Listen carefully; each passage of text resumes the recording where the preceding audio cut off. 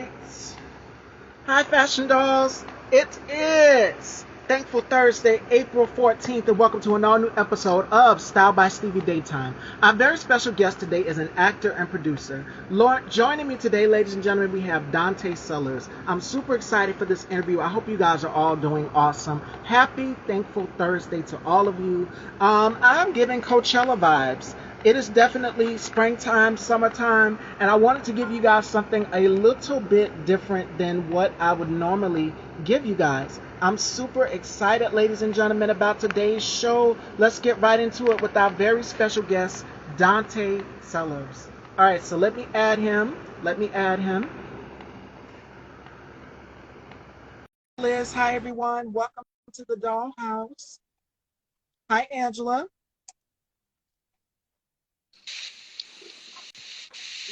Hello. What's going on? What's going on? How you doing? I'm doing wonderful. How are you? Welcome to the Dollhouse. I'm great. Great. Uh-oh, wait a minute. Sound went out for a minute. All right, there we are. Now I can hear you. There we go. All right. Welcome. Thank you Appreciate for it. loving the colors. I did the color today for Coachella. I Okay. wanted to do something a little bit different. So shout outs to my glam team. Shout outs to Melanie Nella, my Bridgers. Have to give her that shout out. Yeah. Big shout out. So Big shout out. yes. So before we get into this interview, how has 2022 been for you thus far? Because we know we've had some ups and downs, this pandemic and things. So how's it been for you thus far? Oh man, it's been a blessing.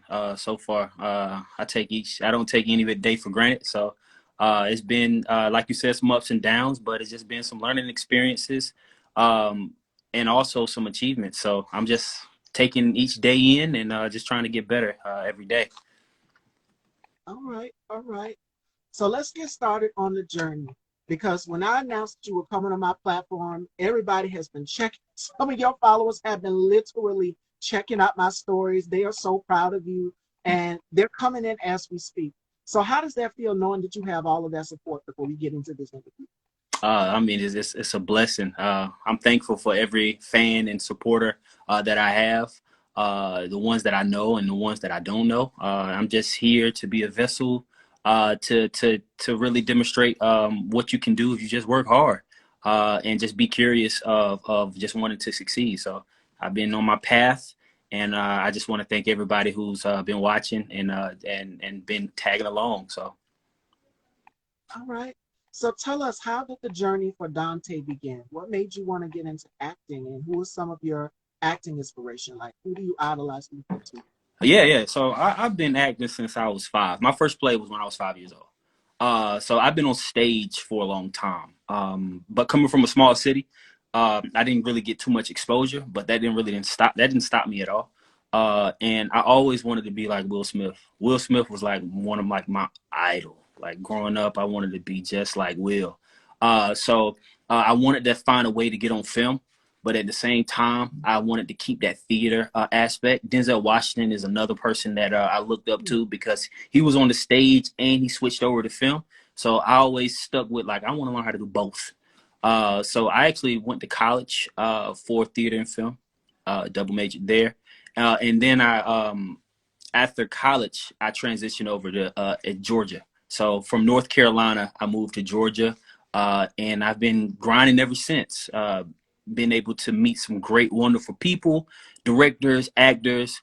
And one thing that I can say about anything that I do, I go all in and I'm very passionate about what I do. So I always try to leave a mark wherever I go. And that's what got me to this journey now. Okay.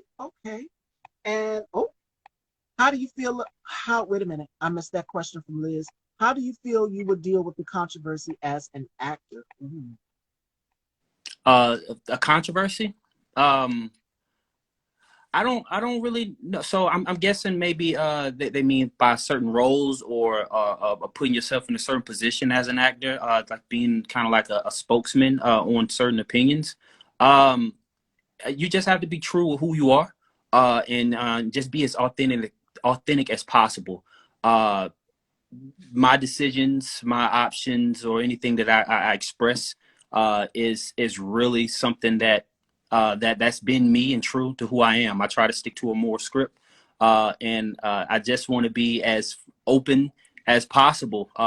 So any controversies or anything, I would love to just dive right into it as far as who I am as a person, and then just go forward. But I don't really take any controversy into anything that I do or say, because anything that I do or approach is authentic as possible, and I'm also open to learning. So even if I get it wrong, or even if I am wrong, I always put myself in a position to learn. So if somebody corrects me, it's no back and forth. It's just, yeah, a learning experience, and we can grow together.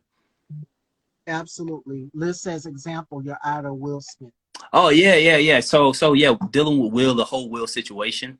That was a perspective. It's so many different perspectives on that end, and I've Yeah. listened to so many different sides. So it's really no right or wrong answer. To be honest with you, it's just really how you deal with it from each perspective. From a mental health side, from Chris Rock's side, from Jada's side. You just all have to take it in and just be willing to grow. And honestly, I learned so much about those opinions, and it helps me grow and look from like different perspectives moving forward. So that Will Smith situation, it was definitely a learning experience for him. And then when we get into that conversation amongst his fans, it's a learning experience for me as well. You said something that was very powerful that I talk a lot about on my platform, and that is mental health. So my question for you is, how have you been managing? Because I know for you as an actor and a director, it can be difficult being away from your family, separation anxiety, being on the set. And thank God for the power of of technology for us being able to, how we're doing the interview now, conducting this interview, Mm-hmm. and being able to interact with our family members, our loved ones, our significant others. Has that took a toll on you? And if so, how have you been managing with it? Because I know it's been difficult for a lot of actors.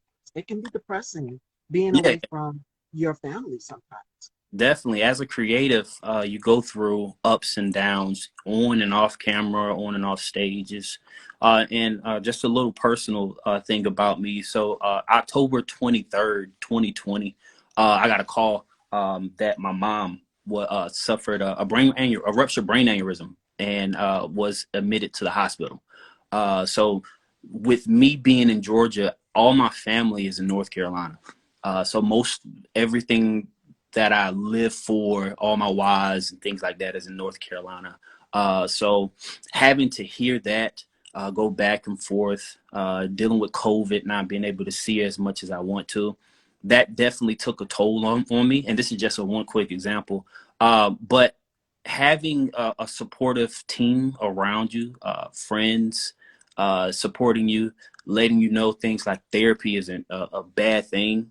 Going to therapy, talking those situations out, helped me ease really kind of this transition of understanding what my mom has been going through, and just making a greater sense of determination of just trying to reach my goals. So with all that being said, mental health is very, very, very important to me. And growing up, I just wanted to make sure that I can be that positivity that another young boy or girl didn't see or didn't grow up with, because it'll be quick instances where you just all of a sudden just get into a depressive state and start overthinking things and being overcritical. As actors, directors, you hear a lot of no's, and no matter how strong you are, like when you're passionate about something and you hit no, you don't get that role, you didn't get that role, no, you didn't get that opportunity. After a while, that beats up on you. So you just have to make sure you have a supportive cast around you to talk through situations like that, and just become better and understand that this is a learning experience. And that's what I'm taking that in. And every day I wake up, I have a new why of what I need to do with bettering my family, my girlfriend, and my mom. Because I know that if she could get up out of bed and give me a call, she would right now. So I just want to make sure that I can be her best why moving forward. And I know she's proud of you. Appreciate Absolutely. it. Let me go through some of these comments. Shout outs to my brother K Tubes. Another talk show you guys need to go and check out. The K Tube spot. Please go and support my brother. He is like my brother, my content creating brother, and his platform is amazing. So definitely please go and check out the K Tube spot. support him, subscribe to his YouTube channel. And we got another question from Liz. She wants to know, are you particular with the type of roles you choose to take? No, I'm open to any kind of well, I won't say any kind of roles, but I just need to know really kind of like the scope of it. So, uh, when as an actor, you don't want to just look at what role you're playing, but you have to look at the totality of things too. So you have to look at the production. You have to look at really the professionalism. Are you putting yourself in a situation where you're going to leave out with experience and partnership and networking and growing as an actor? There's some great production, non-union production teams in Atlanta, some absolutely wonderful SAG production companies in Atlanta, but there are also opportunities that need to grow, that need to develop, and you just want to make sure that you put yourself in the best situation possible. So as far as roles, I think the greatness of an actor is versatility and learning that you can master like versatile roles.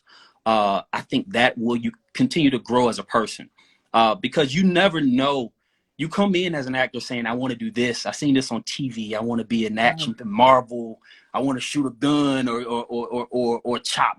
You know what I'm saying? Do something like that. But you might get a role that is completely different. And to be open and willing to say, hey, let me give that a shot. You learn so much about yourself as you grow into that character, that when you leave out, you feel more fulfilled because you untap potential that you didn't know was there. I always take every role that I have as an appreciation factor. I look into it and I make the best decisions.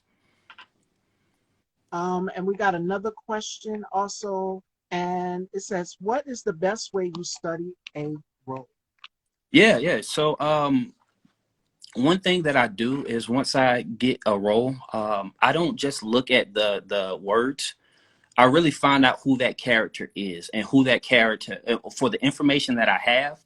And then as a creative, what that I can bring to the table to enhance that, to give layers. One thing that I tell about everybody in this world has layers as a person. We have ups and downs and things that we don't want to bring out in the open, some secrets. Well, these characters do as well. So you don't want to make it as plain as possible because no person in this world is plain. We all have layers as a person, which makes us unique. So you just have to find that uniqueness in a character, and you have to do that homework.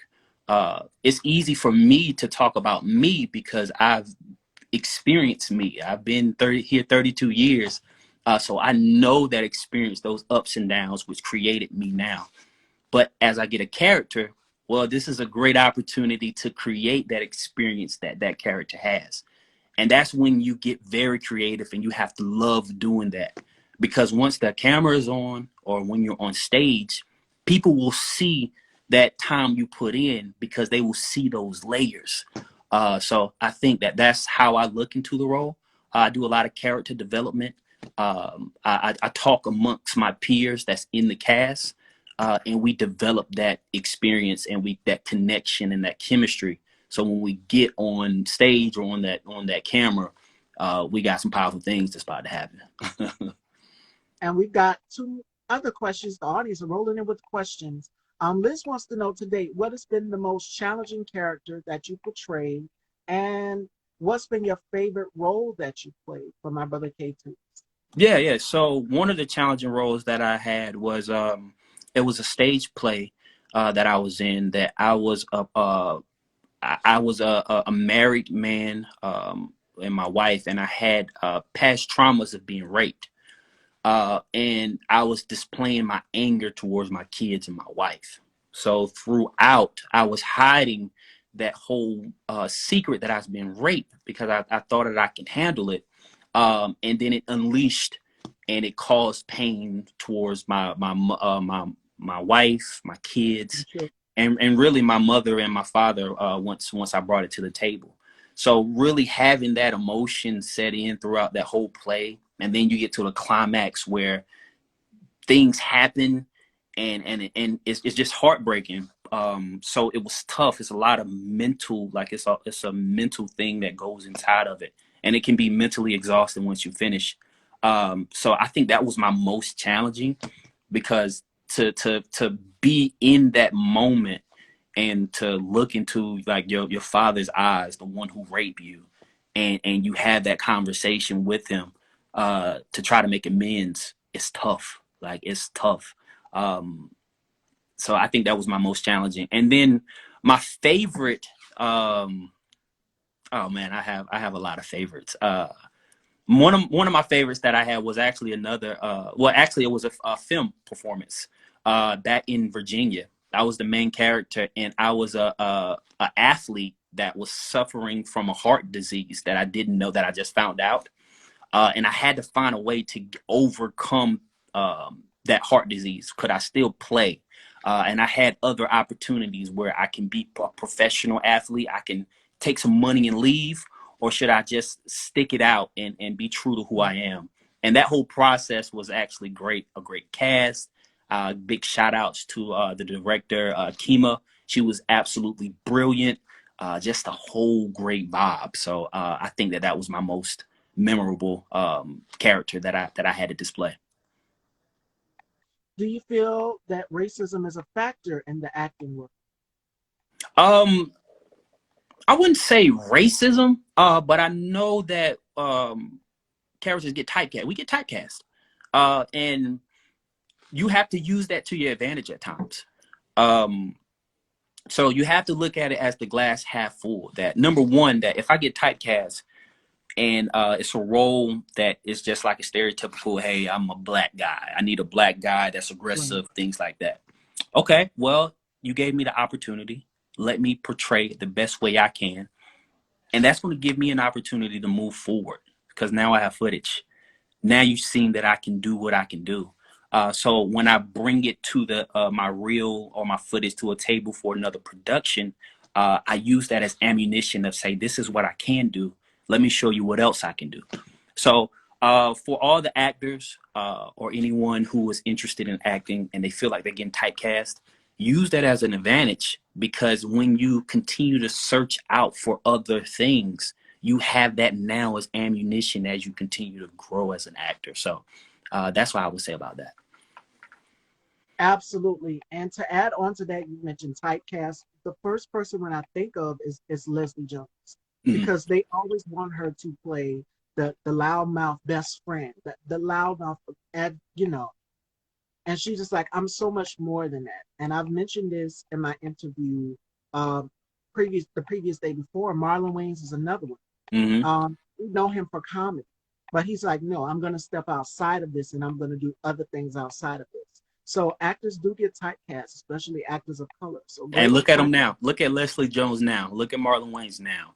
They Mhm. use what they, if they got typecast, they used that and then they grew from it. And now they're hosting shows and they're doing their own projects. And when you see that, you're appreciative, because they could have easily turned away that role that they felt like they were typecast, and who knows where they would be then. But they used that as fuel and they just mastered it no matter what. And now they're great women and men doing great things, and I love to see it. Liz wants to know, what do you like? Beat stage, film, or small TV? Um, I have a passion for. I'm split between theater and film, to be honest with you. I grew up. I would say most of my experience comes from theater.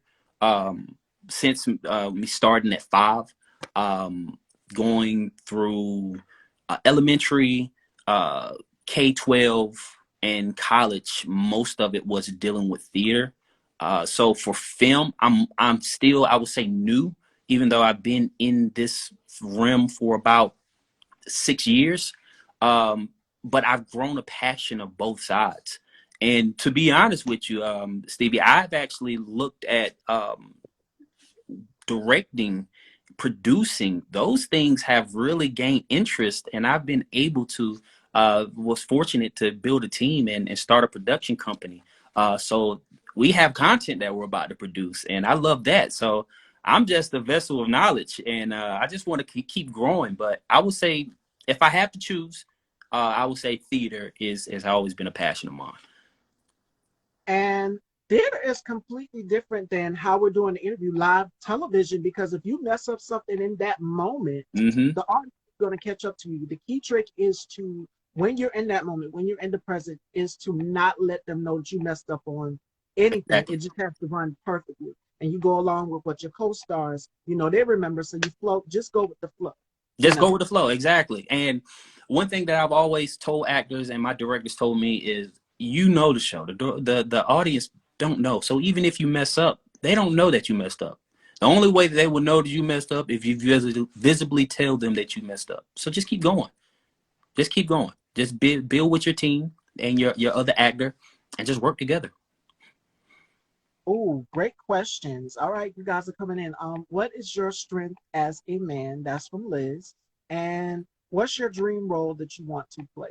My brother K took the spot. Ooh, what's my strength as a man? Okay. Um, I think one of my biggest strengths that I have is to be able to listen. I think listening is like really, really important. I think people are quick to speak, uh, to be heard rather than to listen of what's being said to you. Um, I've learned that as an early age that you get most of your answers without even asking the question. They Mm, people will give you the answer the longer they talk. The truth will come out. So I think as a man, and growing in this industry, and learning as much as I've have throughout my life, I've learned it from listening, to being an mm, open ear, and not being quick to respond with something that's relative to me, but really being compassionate and really having empathy, of any situation, because that's how we really kind of can make a connection, because we all go through things, but we all can learn things. Everybody has something that they can teach, and to be able to listen and not to overreact, to not to overanalyze, to overcritique, just sit down and just listen. I think that that's a big attribute for a man, to have, in a relationship, in business, anything, just to listen and grow. And I think that that's something that I'm proud to say that I've done. powerful. And the next one was, what was your dream role? My dream role, I know on stage I want to be on Fox Theater, man. I want to be on Broadway. I want to be one of the Hamiltons. I want to be Hamilton in the Broadway show. If I could be Hamilton on the musical and I'm singing and dancing and sweating up there, just doing my thing, that's what I want. I would love to have that opportunity.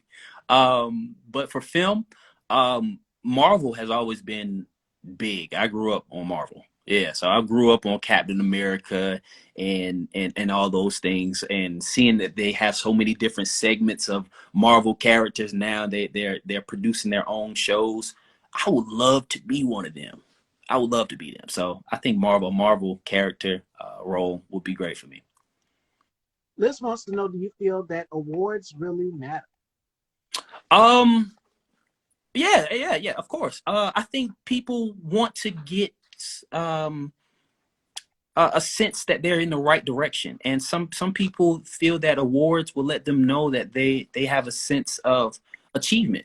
I don't want it to make it seem that awards is like like an ego thing where I'm the shit now and things like that. But I know some humble people, that work hard every day with what they do, and to get recognized for that is perfect. I love it because I see that they work hard for it. So if we had a podcast award right now and you receive that, Stevie, I wouldn't feel any type of way. You deserve it because you've been working hard. You go on the grounds and you do what you need to do. You market, you make sure you post, your content is on point. So when that award comes down and you get that reward, I look at it like you deserve that. You deserve that shit. So, yeah, I think awards will let you know that you're in the right path, but it's just a bar. You want to continue to work past it and say, okay, what's next? And once you continue to get to that, what's next? That's when you're growing as a person, a creative, anybody that's in a field that get rewards. Absolutely, 100%. And Liz also wants to know, what would be your powers as a Marvel character? My powers. What will be my powers? Um, that's a good one. I would have to think on that one. I think one thing, well, two powers. My first power is to have 20/20 vision because my sight is bad. So to have powers to just see right now without glasses and contacts, that'll be a hell of a power. But the second power is I don't know. I think probably be able to fly or something. I think being able being able to read truths, the truths of people. If I can find like cut the nonsense and get to the truth of somebody, like that Mm, Wonder Woman's rope. If I can get to that truth, I think that'll make life a lot easier because you go through a lot of people, and I understand people have their shields and they don't want to oh have yeah. all their cards at one time, give you all their cards because they've been through certain experiences. But when you're trying to get something and you're truthful and they still playing around, things like that, it wastes a lot of time. So if I can get cut to the truth, then I'll be straight. Absolutely, absolutely. So we're gonna go down the list here because you've got some acting credits. Contrarily Speaking, Learning the Hard Way 3, Trey Floyd's The Roommate, Army Sisters, Trey Floyd's The Bill, Last Tier, Frankenthug, The Goon, and The Gamma Scout. Out of all of these roles that I've just named, which one holds a special place to your heart? Oh man. Honestly, all of them have their own unique feeling. I appreciate everyone that believed in me, every casting director and director that gave me the opportunity to display my talent. So I can't name one that will trump any other one. I would say I have some credits that I haven't even put out there. I have to get better at that. But I know the Goon and the Gamma Scout was actually one of my first credits that I ever Wow. had, and it was a short. It was a short, and it didn't have it had just music in the background, and we didn't have any words. So to be able to see that and you win an award for that and you see that you're in the right direction as a young kid, it makes you feel good. And that kind of like got it rolling for me as far as film. That was like my first film short. So I do have to acknowledge that. And I do have to get a shout out to Trey. So Trey Floyd Productions, he gave me an opportunity to give my talent on stage and on film. He's a great director, a great producer, and he sees something in me then at times that I don't even see, but he pushes me, and I'm going to be forever grateful for Trey. So yeah, definitely Trey Floyd Production has been monumental. The Last Tier, one of my best friends who gave me a call. I'm in Georgia. He gave me a call and said, "Hey, could you come to Raleigh? I want you to star in my short," and that's an honor. Like when your name is in rooms that you don't even know of, and you get a call to say, "Hey, come over there." So, yeah, all my credits, I appreciate them, and I want to continue to grow and to give back, so I can make sure that another boy or girl can witness that as well. Yes, and it's more to come in the future. I believe in manifestation. So whatever you put out there in the universe is gonna come to full. So, Thank you. oh, we got a question from Liz. She wants to know, how do you feel about intimacy? You will have to ask my girlfriend about that, but I think that'll be a good question for her. How to watch it, so she had to see a couple of them. But yeah, it's once again, it's something that you have to analyze and you have to create chemistry before that even starts. So for anyone to think that on action somebody's just going and just like, all right, let's kiss. Like, no, as a human, you put up like, hold on one second, I don't know you like that, but you have to grow into that. So if whatever the character's relationship to that other character, and you have to be intimate, well, where did that come from? Are they Right. are they lovers? Or are they wife? Are they married?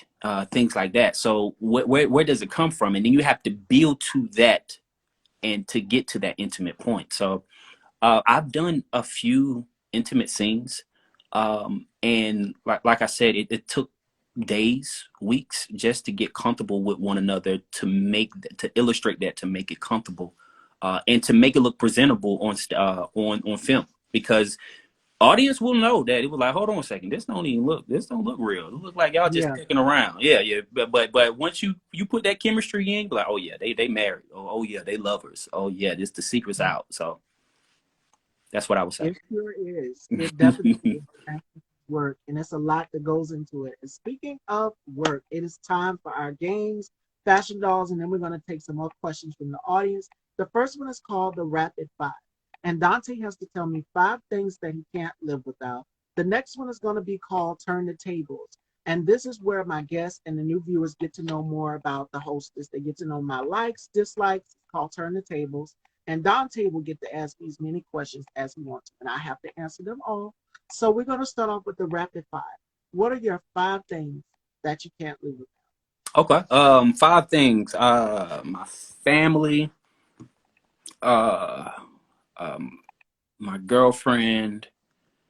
What else I can't live without? Oh man. Yeah, acting. The in the industry, so acting. That's definitely one of them. What's another thing? I got to be quick. It's rapid. I can't live without my favorite food. I got to have some food in my system now. I can eat. Um, so that pasta, that Alfredo, those pastas, those are my absolutely favorite. I can't live without that, and I can't live without uh, uh, education. Yes, education. So learning is like really big for me. And as actors, you have to sit down and learn. You gotta read books, documentaries. So Yes. education, I can't live without those five things. All right. Those are five fashion dolls. There you have it. And Rocky, Rocky's my dog, my little dog. So yeah, that's I can't live without him either. All right. All right. So here we go, fashion dolls. Ooh, my heart is beating. It is time to turn those tables. Oh yeah. So Dante will get to ask me as many questions as he wants, and I have to answer them all. So take it away, Dante. All right, you ready? I got a list. I've been waiting for this. Okay. I'm just playing. So tell me, how did you start this journey of of what you have right now, of interviewing different people, things like that? How did that start? Well, I started right after high school. You know how parents always ask us, like, okay, it's getting up to senior year. What is going to be your next step? What's going to be your next move? And for me, I wanted to do hair. I wanted to do hair, and I always wanted to host a talk show. I remember literally lining up my teddy bears and stuff and practicing holding the microphone when I was younger. So it started there. And then after I graduated high school and I got my cosmetology license and everything, I went on, and my mom was like, okay, what's going to be your next move? What are you going to do? So I just randomly, Style by Stevie was just randomly created out of nowhere. I said, okay, I love fashion, I love entertainment. And I also have friends who, are looking to promote their projects, music, films, whatever it is. So give them a home to do it. And I remember my little tablet, my little iPod, my little tripod or whatever, and sitting it up in there. And I would go back and watch some of my past episodes. And I was just like, you came a long way from where you were then and to now. So that's how I started. And I started very young. I started in 2016. So Okay. And what's your ultimate goal with this? What do you want to do? Do you want to expand it on TV or make it even bigger? Is it like a Wendy Williams type, or do you want to do it in a whole different realm? What do you have on that? A lot of people want to know what is going to be like the format of how I do it. When people think of style, they think instantly fashion, hair, makeup. They think of those things. I think of style as like a lifestyle. It can be home decor, it can be makeup, it can be fashion, it can be what goes on in the real world, different things like that. So I'm probably going to market it as if like a Better Homes and Garden, type of thing, Mm. and also, a little bit of fashion, a little bit of entertainment, a little bit of things like that. And I'm also going to give commentary. as well. Because I have a voice, and as talk show host, you're supposed to have a voice and say what people are thinking. So that's kind of where I want to go with it, and I would love to have my own cable network with Mm. sort of like BET, but it will be different. I want all Black content creators to come on there and promote their project. Okay, okay. I like that. I like that. What has been your most challenging, your biggest challenge that you faced so far, while doing this, your brand? What has been the most challenging thing have that you had to witness? And I kind of laugh at this. I'm trying to keep from crying because it definitely has been a challenge. And I'm pretty sure a lot of Black women can relate to this one. I'm a woman of color. Um, just not having my voice amplified enough. I wish that could be, but even if I speak up and I say something, I will be labeled as angry. I will be labeled as bitter. I will be labeled as, oh, she's aggressive. So I try to, I've been handling myself very well. And when it comes to professionalism in this business, as Black women, we have to bite our tongue. We can't say certain things. So I would have to say one of them is being a Black woman, being a woman of color. That has been one of the most biggest challenges.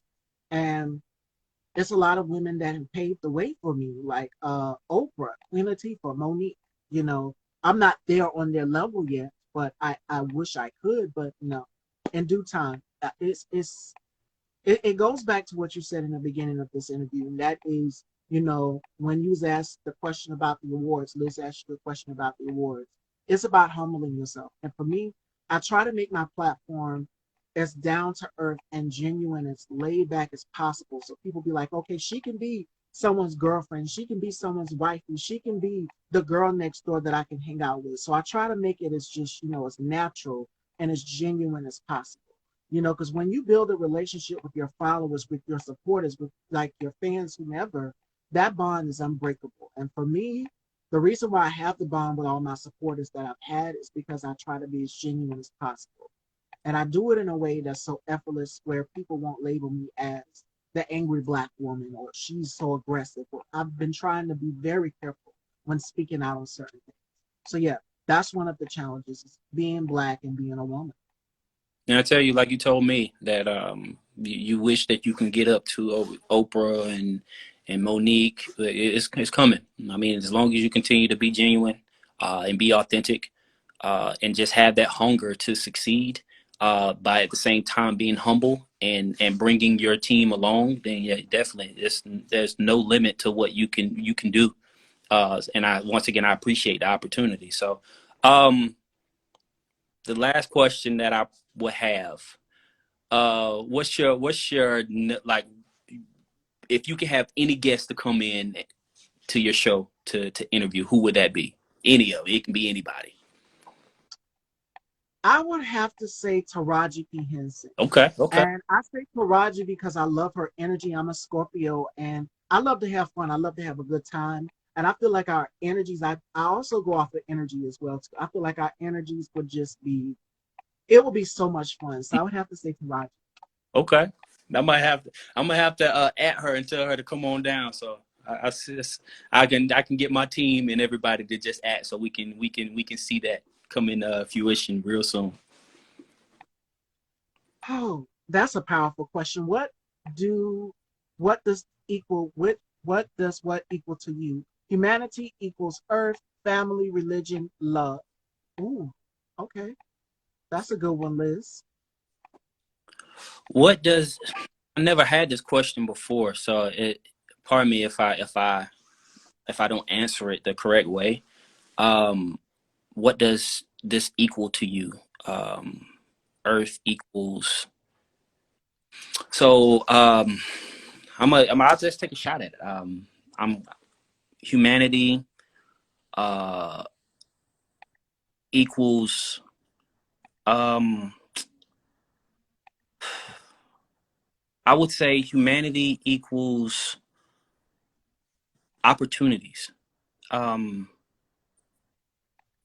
I think humanity gives you the opportunity to do whatever you want to do. It's up to you, how to interact with people, how to grow, and we have people here. that will want to continue to grow. So I think humanity equals opportunity. Earth equals, um, I don't know what Earth equals. Um, Earth equals vitality. Family equals uh, discipline slash everything. I think I think it starts with family, and I think for myself, growing with my family is very important.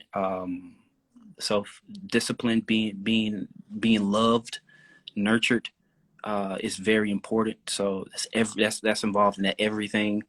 Religion equals choice.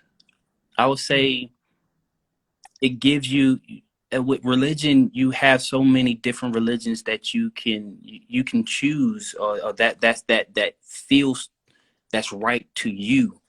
Um, so being able to have that decisions and those choices is a great thing for society. It's just when you try to force a religion on someone else and they don't have a choice, that's when religion can get dicey. Yeah. Oh yeah, so definitely religion is a choice, equals choice, and love equals life. Love equals life. I think love is the greatest thing to have in this world. And to continue to love and show support, uh, I think will keep this world spinning. If you can have love in your heart for everything you do, for anyone that you support, and for everyone, I think all these problems that we have now will be cut. Yeah, so yeah, I think love is life.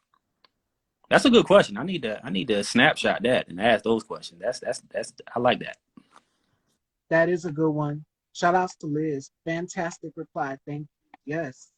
Guys, follow Liz Jimenez Music in the New York area. We're still in the turn the tables. I don't know how many more questions Dante is going to ask.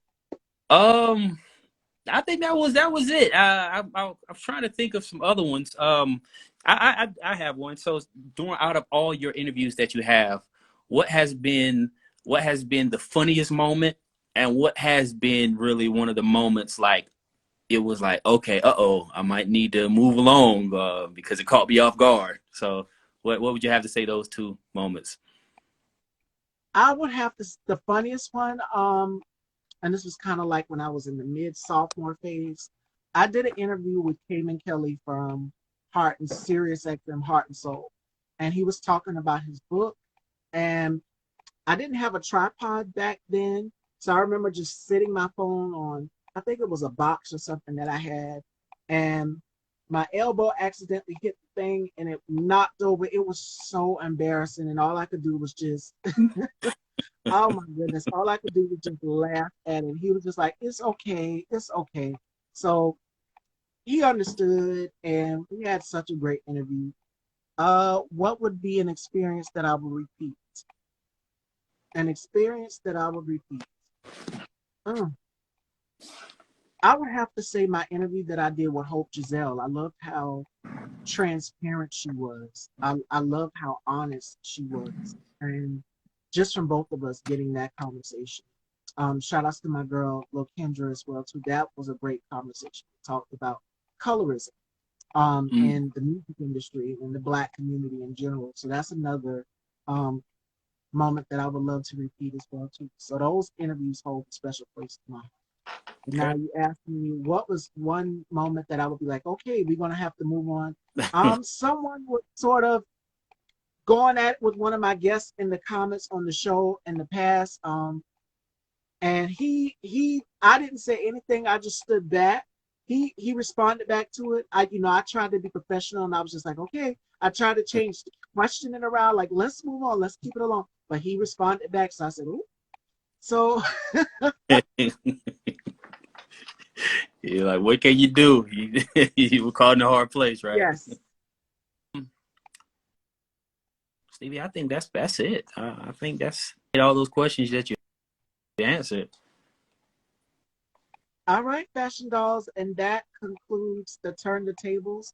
All right, if your life was a movie, what would the song what would be the song playing during the closing credits? Me or Dante? Hot girl. Let's do both. Let's do both. You answer it and I answer it. What would be your credit?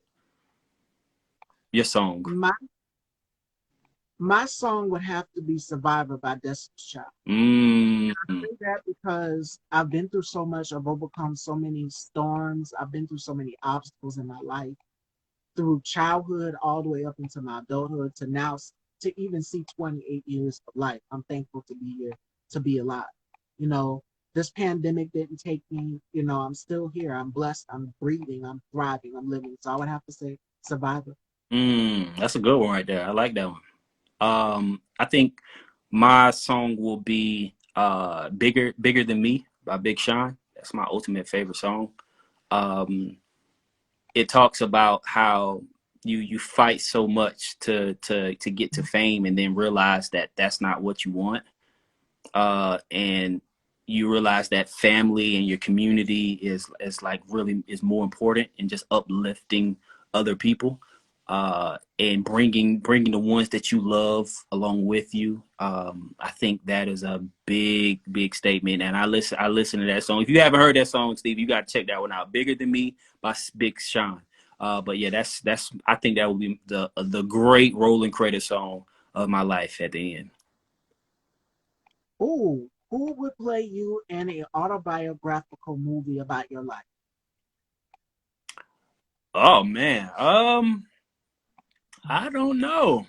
I have I hope it's somebody good. Nah, I don't know. I wish if I had a chance to display my life on film, whoever they pick, I hope they are authentic and great um to portray that. But yeah, that's a great question. I wish I did. I wish I knew that one. What about you, Steve? What you got? Who would you have? Ooh, you kind of resemble a lot of actors. So it would definitely be a tough choice. I'm trying to think who would play you in a movie about your life. If I took the question, I wouldn't even know because I don't look like anybody or resemble anybody. Um, ooh, It's all right. yes, I was just about to say that.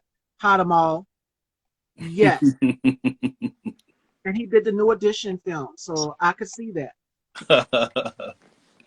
Yeah. So hopefully, yeah. I mean, if that's the opportunity, then yeah, call them up. Let's go ahead and make some money. Again, manifestation. You never know. Put it out there in the universe. Exactly. All right, Fashion Dolls, any more questions for Dante before we conclude this interview? But before we, I'm waiting on everyone to type if they have any last minute questions. My last question for you is what advice would you give to the next generation? Because you mentioned that in the beginning of the interview. What advice would you give to young guys and young girls that are looking to become an actor and director like this? Um, Stay curious.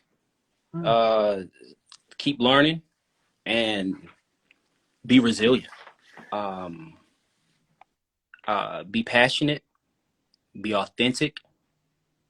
Um, those things will get you to where you want to go, and realize that there's so much more. There's so many different ways, different paths to get to your dream and your passion. So just keep continuing to grow, um, and just live life to the fullest. So uh, if you do that, and you just make sure you fill your life with love and you continue to grow, then all your successes will be there. So that's why I would tell them, and don't be afraid to ask for help. Um, if you need help, if it's anything mental, find your people to support, uh, and I want to help you along that journey. So that's what I would tell the younger generation. What is something that you must do every day? And that's from Liz. And the sun or the moon and why? Um, every day, I have to, I give thanks, like it's a gratitude. So I'm grateful for even waking up, to God and to the high spirits.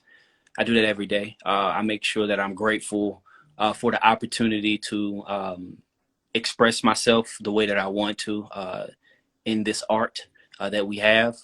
Um, I call my grandmother so I can talk to my mom.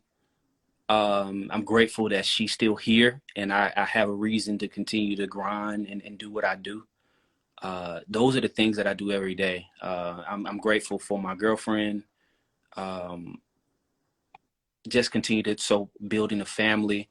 I think about those things every day before I start, because that gives me, what I need, the energy that I need to continue to build my craft.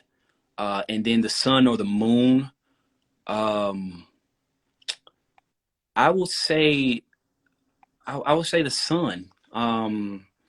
The sun just gives, number one, as a black man or a black person, that sun gives you that melon, that vitamin D that you need, that health, and it's a requirement for life to keep going. Yeah. Um, so I would say I would definitely say the sun. Just waking up and seeing that sunrise is kind of like a grateful experience. So just to be a part of that as the sun continue to grow up, I want to continue to rise, and I can be as peaceful like I think the moon is as it sets. I want to make sure as soon as my sun sets that I'm at peace. Beautiful. All right. Is there any projects you'd like to plug? Let everyone know where they can follow you at. Yeah, definitely, definitely. I want to give a shout out, to my team for at Blackheart Pictures. That's my production company that we just, started. So just be on the lookout for that at Blackheart Pictures. That will be on all our, social media profiles. I want to give a shout out to Ashley, Makita, Will, Bray. Those are my main team. Love them to death. That's in my production company. Big shout out to Trey Floyd at Trey Floyd Productions, for giving me the opportunity, to continue to grind. I want to give a shout out, to my directors, Monique Shaw and Carol Welter. Though they are always there for when I need anything. Big shout out to my mentor, Sean Middlebrooks, over at LS Studios. Sean Middlebrooks is my brother. I love him to death. And then you can follow me at Stay Smooth Sales on Instagram, and continue to just, grow with me. And anytime, just hit me up. Let's talk. Let's work. All right, Fashion Dolls, you heard it there. Thank you so much, Dante. This was such an incredible conversation, and we'd love to have you back on in the dollhouse again in the future. Thank you. And I will be grateful to come back on. Thank you for the opportunity.